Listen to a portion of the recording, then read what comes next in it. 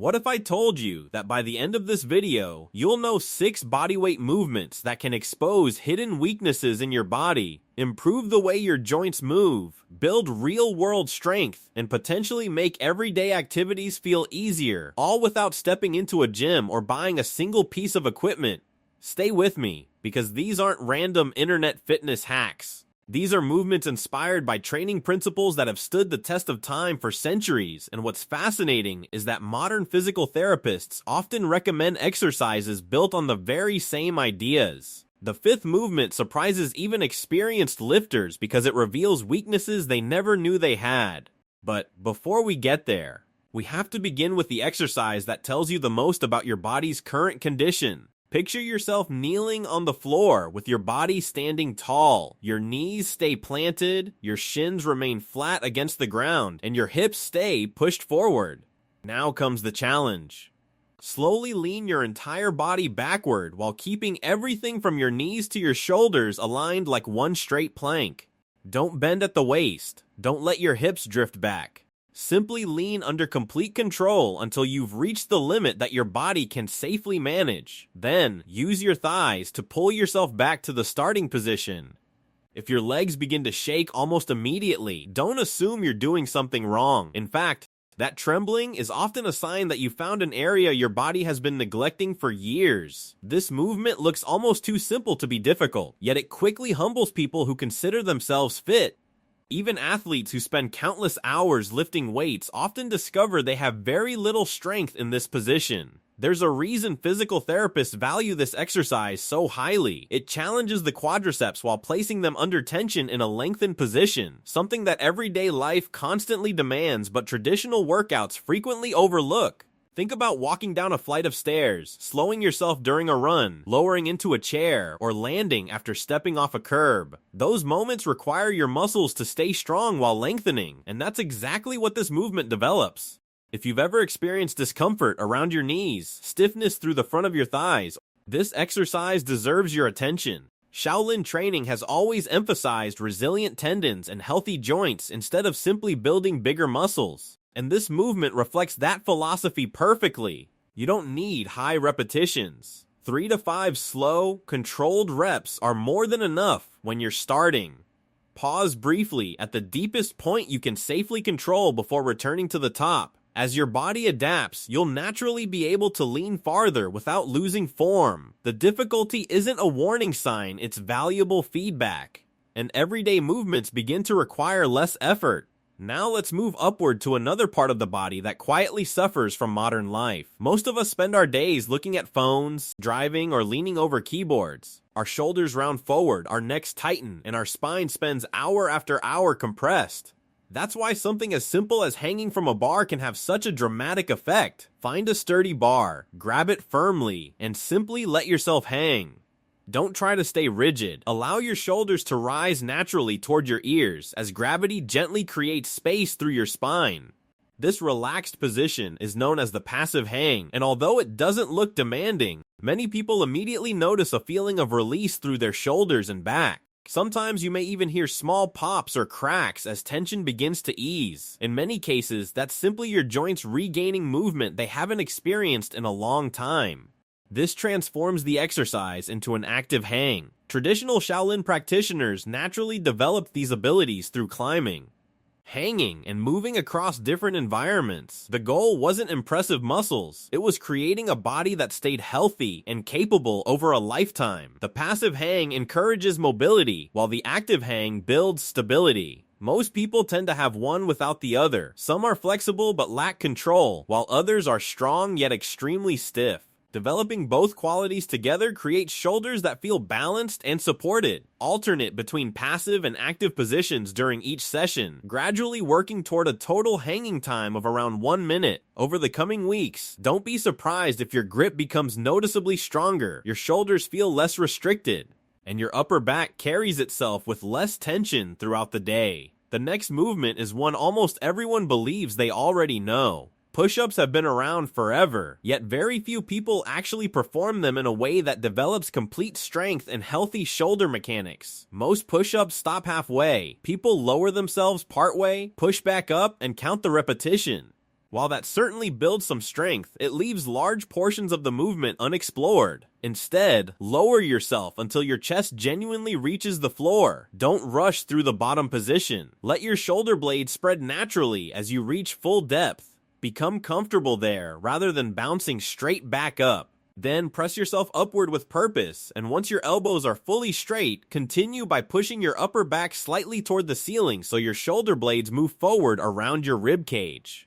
That final action activates an important muscle called the serratus anterior, a muscle that receives far less attention than it deserves despite playing a major role in shoulder stability, posture, and efficient movement. Within Shaolin philosophy, every motion has a beginning and an end. There's no value in stopping halfway when your body is capable of moving through its full range. Many people struggling with rounded shoulders, poor posture, or recurring shoulder discomfort have simply lost this complete movement pattern over time. Forget chasing impressive numbers. 3 flawless repetitions provide far greater benefit than 20 rushed ones with poor technique. The moment your quality starts to decline, end the set. Precision always produces better long-term results than simply accumulating repetitions. Now let's shift our attention to the hips, an area that quietly influences almost every movement you make.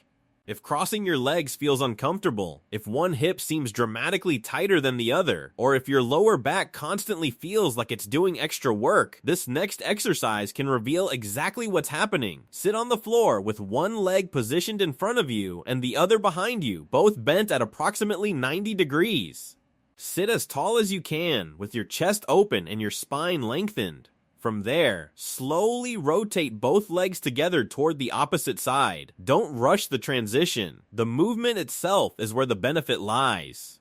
Martial artists have long understood that powerful movement begins in the hips rather than the arms. When hip mobility disappears, the rest of the body is forced to compensate. The lower back twists excessively. Knees absorb more stress than they should. Walking becomes less efficient, and athletic performance gradually declines. One of the greatest strengths of this exercise is that it develops both internal and external hip rotation simultaneously. These movement patterns receive surprisingly little attention in many traditional workout routines.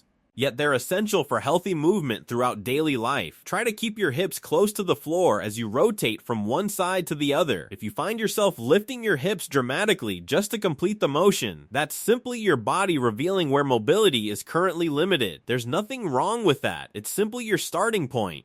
Aim for 10 to 15 slow transitions in each direction. If sitting upright feels impossible because your lower back keeps rounding, place a folded towel beneath your hips to elevate yourself slightly. As your mobility improves over time, you'll likely notice smoother walking, easier squatting, and a posture that naturally becomes more upright without constantly reminding yourself to stand straighter.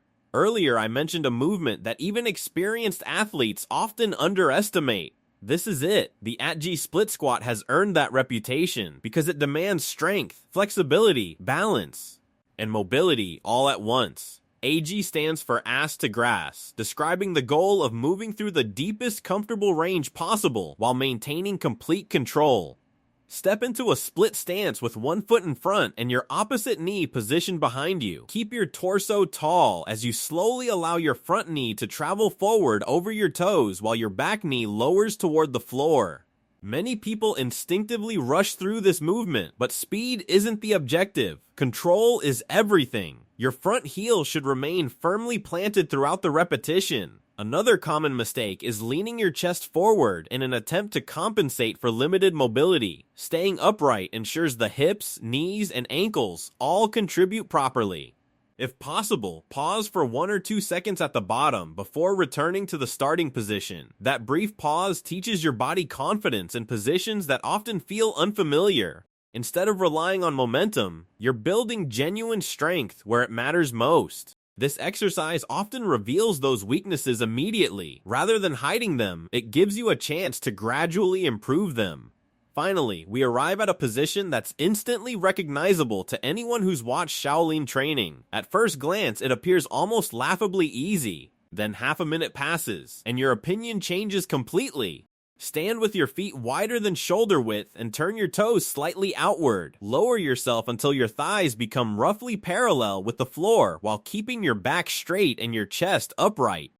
Then simply remain there. Nothing flashy happens. There are no complicated movements to remember. Yet after 30 seconds, your legs begin sending unmistakable signals. After a full minute, maintaining calm becomes a challenge of its own. This posture develops far more than leg strength. It teaches endurance, reinforces proper alignment, and encourages disciplined breathing under physical stress. Shaolin monks often hold this stance for extended periods because it forms the foundation upon which many other movements are built. Your breathing is just as important as the position itself. When discomfort arrives, the natural reaction is to tense up and hold your breath. Resist that urge. Continue breathing slowly and steadily. Relax your mind even while your muscles are working hard. That's where the exercise transforms from simple physical effort into something much deeper. This final lesson may be the most valuable one of all. The purpose of training was never simply to become stronger than someone else or to build larger muscles. The goal was to gain complete command over your own body. None of these 6 movements require expensive equipment, complicated routines, or hours inside a gym. They simply ask you to move your body through the ranges it was designed to use. Performed consistently, they challenge weak links that often go unnoticed until pain or injury forces us to pay attention. Instead of waiting for that day, you can start rebuilding strength, resilience, and confidence one movement at a time. Your body has been waiting for you to give it exactly this kind of attention. The sooner you begin, the sooner you'll discover just how much better everyday movement can feel.